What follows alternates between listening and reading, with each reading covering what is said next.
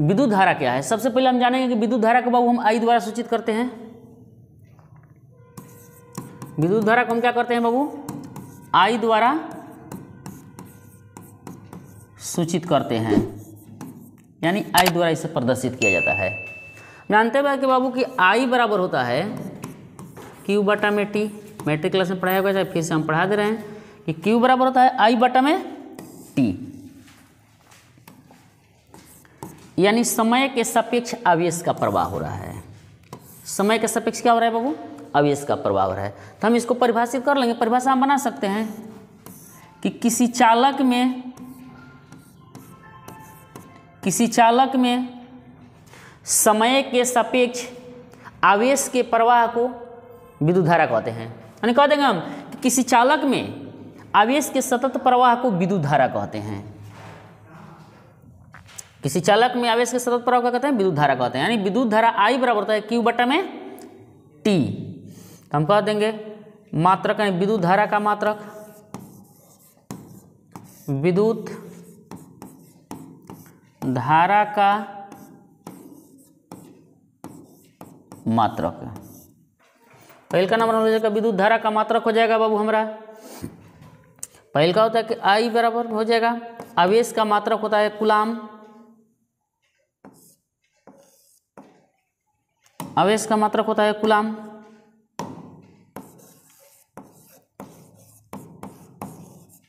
आवेश का मात्रक कूलाम होता है। और समय का मात्रक सेकंड होता है, समय का मात्रक सेकंड होता है, यानी कूलाम प्रति सेकंड। पहले का मात्रक इसका क्या हो जाएगा, कूलाम प्रति सेकंड। कूलाम प्रति सेकंड हो जाएगा। और कूलाम प्रति सेकंड को बाबू हम क्या कहते हैं, यानी इसे हम एम्पियर कहते हैं। क्या कहते हैं, कूलाम प्रति सेकंड को एम्पियर कहा जाता है। कूलाम प्रति सेकंड को हम क्या कहते हैं, एम्पियर कहते हैं। ये तो हमारा सीजीएस और एसआई मात्रा, एमकेएस और एसआई मात्रक हो गया। इसका सीजीएस मात्रक होगा बाबू, इसका सीजीएस मात्रक होता है स्टेट कूलाम, स्टेट एम्पियर होता है। क्या होता है, स्टेट एम्पियर। इसका सीजीएस मात्रक होता है स्टेट एम्पियर होता है। सीजीएस मात्रक कितना होता है, इसका सीजीएस मात्रक होता है स्टेट एम्पियर। यानी एक स्टेट एम्पियर बराबर बता दे रहे हैं बाबू, तुम्हारा मान होता है कि 1/3 गुने 10 के पावर 9, 1/3 गुने 10 के पावर 9। यानी हम लिख सकते हैं इसका मान 1/3 गुने 10 के पावर -9 एम्पियर। यानी एक स्टेट एम्पियर बराबर 1/3 स्टेट एम्पियर होता है। चलो अगला पॉइंट हम लेंगे बाबू, दूसरा पॉइंट ले लेंगे हम कि यह एक मूल राशि है। हम तुम लोग को जब मात्रक पढ़ रहा होगा तो उसमें बताया गया है यह मूल राशि है। कौन सी राशि होता है बाबू, यानी विद्युत धारा एक मूल राशि होता है। तो ये मूल राशि होने का क्या होगा, यानी यह एक अदिश राशि भी होगा। कौन सी राशि है बाबू, अदिश राशि है, अदिश राशि। विद्युत धारा कौन सी राशि होगा, अदिश राशि होगा। अब रही बात बाबू, जब किसी चालक में विद्युत धारा प्रवाहित की जाती है, यानी आवेश प्रवाहित की जाती है, तो आवेश के प्रवाह को हम क्या कहते हैं, विद्युत धारा कहते हैं। जब किसी चालक में हम आवेश को प्रवाहित करेंगे तो बाबू रे तो किसी दिशा में होगा, अब परिमाण भी होगा कि कई कूलाम का आवेश इसमें प्रवाहित हुआ है, तो सदिश होना चाहिए। लेकिन अजीब की बात होती है, ये गजब अजीब की बात इसलिए होती है बाबू कि जब मान लेते हैं कि हम किसी में धारा में प्रवाहित कर रहे हैं, तो एक चालकीय तार में यहाँ से हम प्रवाहित कर रहे हैं 4 एम्पियर की धारा। कितना एम्पियर की धारा प्रवाहित कर रहे हैं, 4 एम्पियर की धारा। और इधर से एक तार जोड़ा गया है, इसमें हम प्रवाहित कर रहे हैं 3 एम्पियर की धारा। क्या एम्पियर की धारा प्रवाहित कर रहे हैं, 3 एम्पियर की धारा, जो 90 डिग्री कोण पर तार को जोड़ा गया है। तो इसका परिमाण क्या होगा हमारा, 4 और 3 जोड़ देंगे। स्वाभाविक बात है कि इसमें 7 एम्पियर की धारा प्रवाहित होगा। लेकिन क्या यह सदिश नियम का पालन करता है, सदिश नियम का पालन करता है? ये देखो तो सदिश नियम कहता है बाबू कि रूट अंडर, सदिश नियम हो जाएगा A square plus B square plus 2ab cos theta, या तुमको बताएगा P square plus Q square plus 2pq cos theta. हम इसका मान रख लेते हैं, हम मान लेते हैं कि ये मान हमारे ए है, एक रहा हम बी मान ले रहे हैं, क्या मान ले रहे हैं, इसको बी मान ले रहे हैं। तो बी मान लेंगे तो यहाँ पर क्या हो जाएगा, एक जगह पर 4 का स्क्वायर हो जाएगा और प्लस यहाँ पर 3 का स्क्वायर हो जाएगा, प्लस 2 4 3 यानी cos 90 डिग्री, cos 90 डिग्री यानी क्या हो जाएगा 16 प्लस 3 3 9 प्लस 4 3 12 दूनी 24 गुने cos 90 डिग्री का मान क्या होता है, cos 90 डिग्री का मान हो जाएगा 0, सब क्या हो जाएगा वो यहाँ पर 16 9 25 0 हो जाएगा प्लस में, तो 0 खत्म हो जाएगा, 0 समाप्त हो जाएगा, तो कितना हमारा रहा है, यानी वर्गमूल करेंगे तो प्लस माइनस 5 आ रहा है, वर्गमूल करेंगे तो कितना आ रहा है हमारा, वर्गमूल करें तो प्लस माइनस 5 आ रहा है।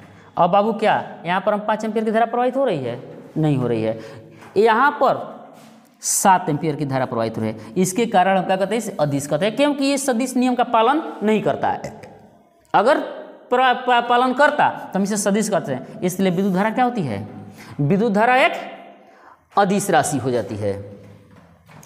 इस धारा का प्रवाह के लिए एक चौथा शर्त होता है यहाँ पर बाबू, चौथा में इसका होता है, चौथा शर्त होता है कि विद्युत धारा हमेशा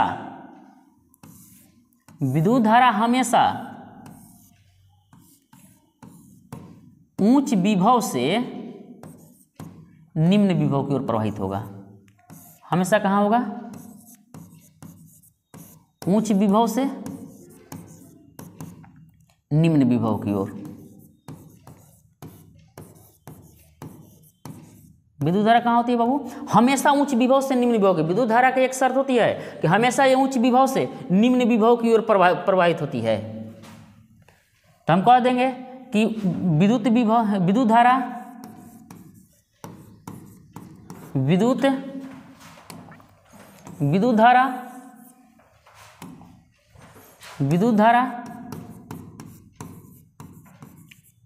उच्च विभव से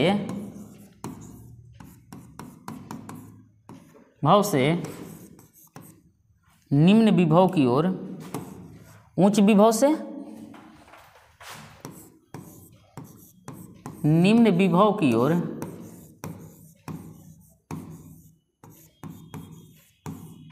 उच्च विभव से निम्न विभव की ओर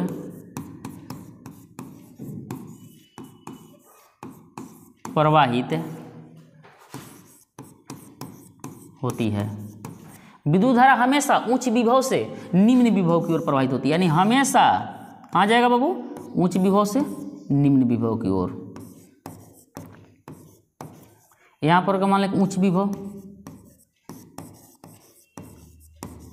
यहां पर क्या हो जाएगा निम्न विभव, यानी विद्युत धारा हमेशा उच्च विभव से निम्न विभव की ओर प्रवाहित होती है।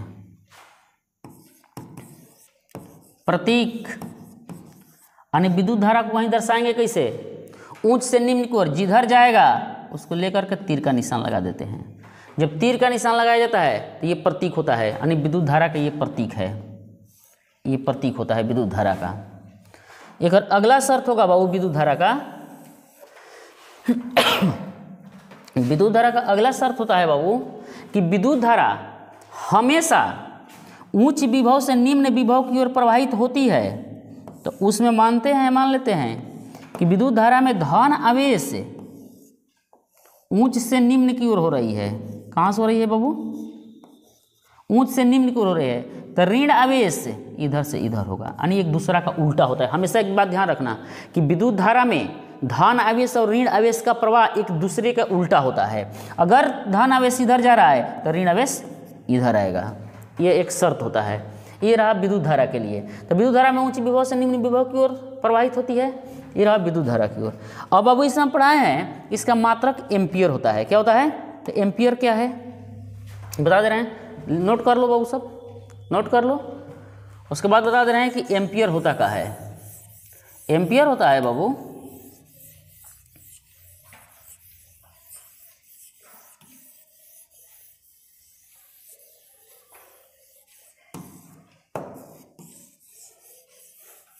ये एम्पियर क्या होता है, यानी एम्पियर की परिभाषित कहेंगे, एम्पियर की परिभाषा लिखेंगे, क्या के एम्पियर की परिभाषा। अब एम्पियर की परिभाषा का होगा तो बता दे रहे हैं बाबू कि हम बताएं तुम लोग को कि किसी चालक में, बताएं कि किसी चालक में आवेश की प्रवाह को विद्युत धारा कहते हैं। हम मान लेते हैं यहाँ पर इसमें आवेश का प्रवाह 1 कूलम्ब का आवेश का प्रवाह हो रहा है। कितना कूलम्ब का आवेश का प्रवाह हो रहा है? 1 कूलम्ब का आवेश प्रवाह हो रहा है। तो हम जानते हैं बाबू कि I बराबर Q बटा में T। हम 1 सेकेंड में T बराबर 1 यानी 1 सेकेंड में 1 कूलम्ब का आवेश प्रवाहित हो रहा है, तो I बराबर क्या हो जाएगा, यानी Q बटा में T, यानी 1 बटा में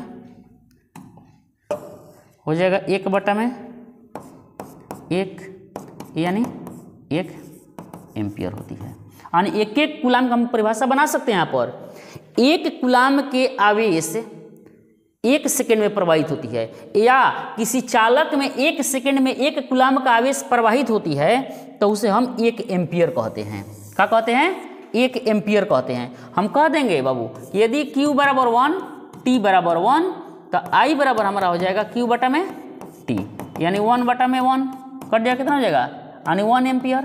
तो हम परिभाषा बना लेंगे, यदि किसी चालक में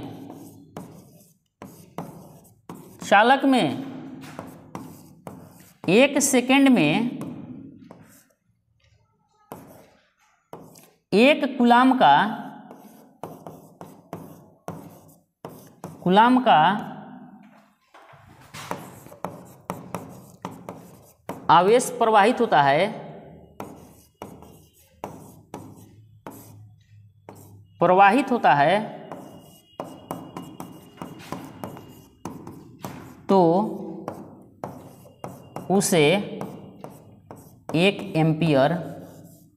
होता है, तो उसे 1 एम्पियर कहा जाता है।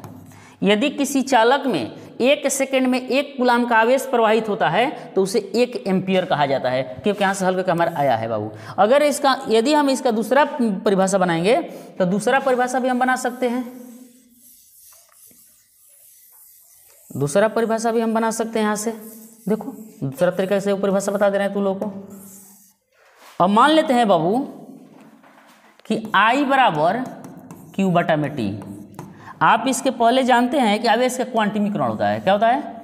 आवेश का क्वांटमीकरण होता है। आवेश के क्वांटमीकरण से होता है Q बराबर NE।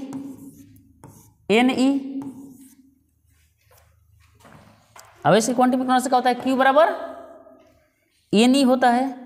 यदि 1 सेकेंड में, यानी I बराबर 1 सेकेंड में हम क्या करेंगे, N, 1 कूलम्ब का आवेश 1 इलेक्ट्रॉन प्रवाहित होता है, तो इसका मान होता है 1.6 गुने 10 के पावर माइनस 6 19 अब बटा में 1।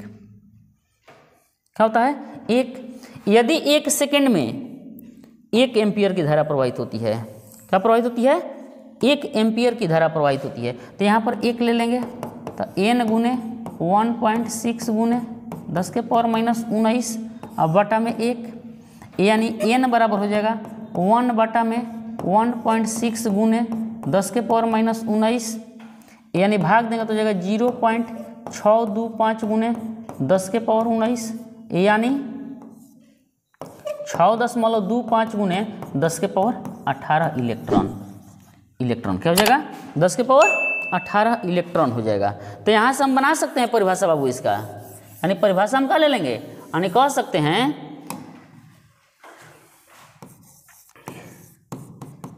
किसी चालक में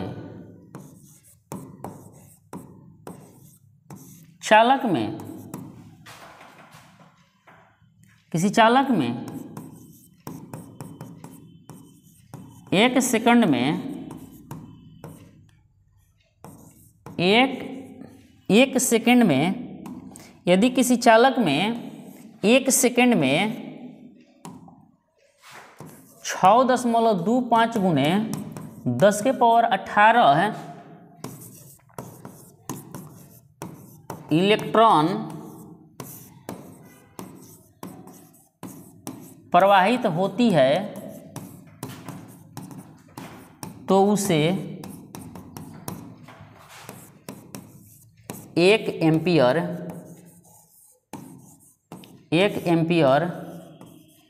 कहा जाता है। और हम कह देंगे यदि किसी चालक से 1 सेकंड में 6.25 गुने 10 के पावर 18 इलेक्ट्रॉन प्रवाहित होती है तो उसे हम 1 एम्पियर कहते हैं। परिभाषा हम दो तरह से बना सकते हैं। यदि किसी चालक से 1 सेकंड में 6.25 गुने 10 के पावर 18 इलेक्ट्रॉन प्रवाहित होता है तो उससे हम क्या कहते हैं, 1 एम्पियर कहते हैं। हम कहेंगे बाबू कि थोड़ा सा वीडियो को शेयर करो, लाइक करो और चैनल को सब्सक्राइब करो।